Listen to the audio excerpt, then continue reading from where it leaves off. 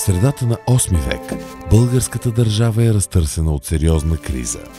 Вътрешните междуособици между големите аристократични родове хвърлят страната в политически смут. Една след друга няколко династии се изреждат на престола в Плиска, а политиката им, която не се радва на достатъчна подкрепа, е често несигурна и половинчата.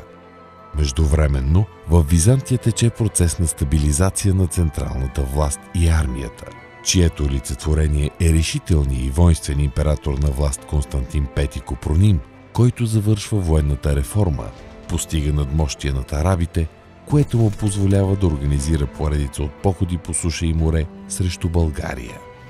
Макар съдбата да застава на страната на българите, предците ни се намират в незавидна ситуация. При управлението на Телерик 766 до 777 година и Кардам от 777 до 802 година, България преодолява последиците от кризата, въпреки почти перманентната византийска агресия и намеса във вътрешните й работи.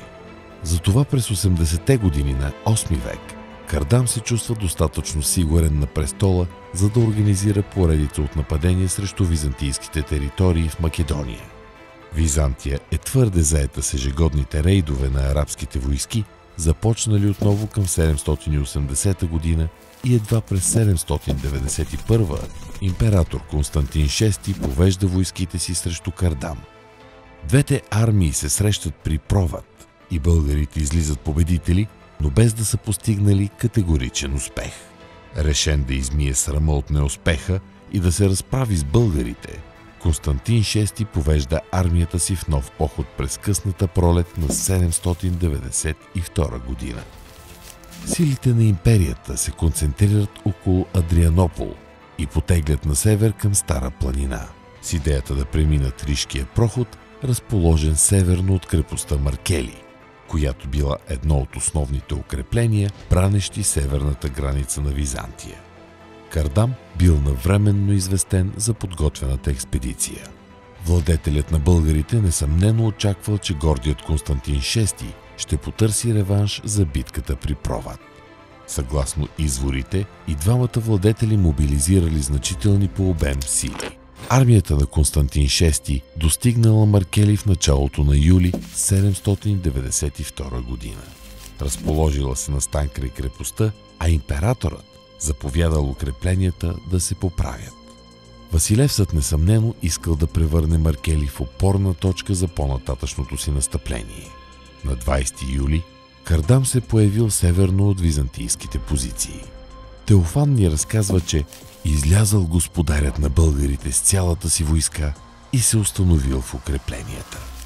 Българите заели изградената през предишните десетилетия система от землени укрепления, наричана от учените Старопланинска фортификационна група. Кардам бил наясно, че силите, с които разполагал, не били достатъчни за даване на открито сражение на ромеите и, както при конфликта от предходната година, предпочел да изчака Константин да направи първата стъпка. Колко големи всъщност били двете армии? Византийците мобилизирали войските на своите балкански теми и част от редовната столична армия – Тагмата, създадена от Константин V Копроним. Макар да няма директна информация за числеността на армията, от сходни по време кампании може да се предположи, че Константин VI разполагал с около 20 000 души, кавалерия и пехота, придружавани от съответния обоз. В това число влизала и личната гвардия на Василевса. Ромеите заели равнинната част от полята около Маркели. Армията им била построена в класически ред, пехотата в центъра и кавалерия по фланговете. Срещу тях Кардам изкарал цялата си войска, около 12 000 елитни войни, които се намирали по всяко време на разположение на владетеля. По същество, това била кавалерийска сила, която трябвало да се използва внимателно в открито сражение. Кардам първоначално разположил войските си в укрепленията по височините северно от днешен Карнобат. В хода на самата битка той изтеглил кавалерията си на открито. Идеята му била да използва по-високия терен, за да придаде допълнителна тежест на кавалерийската атака. От гледна точка и на двете армии, Бойното поле било относително неудобно с оглед блатистия терен и течението на река Мочурица, която разделяла полесражението почти през средата. От византийска страна условията били по-тежки, тъй като армията на Василевса трябвало да прекоси блатистата земя, за да достигне българските позиции. Въпреки това, 21-годишният Константин VI, въодушевен и убеден от лъжепророци, че негова ще бъде победата, завързал сражение необмислено и безредно, казва ни Теофан. Кардам правилно преценил, че именно това е моментът, в който да удари враговете си, чието редици били разтеглени от преминаването на мочурищата, а сред отделните сегменти на румейската армия настанало известно безредие. Българската кавалерия се изсипала от височините в атака по целия фронт. Предимството на терена и концентрирания удар разстроило византийските редици. В рамките на няколко ключови минути фортуна кацнала на рамото на българския владетел. Имперската армия била поголовно сразена и хвърлена в позорно бягство. Според житието на свети Йоаники и Велики, в разгара на битката самия император Константин VI, макар и за броени минути, бил уловен с аркан, примка от български конник, като едва успял да се спаси да не попадне в български плен.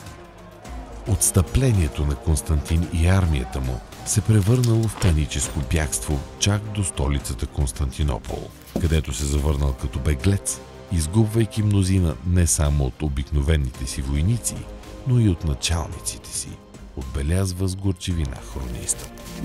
Победоносният български владетел пленил личната шатра на императора, съкровищата и слугите му и ги отнесъл със себе си на север от Стара планина в столицата си Плиска.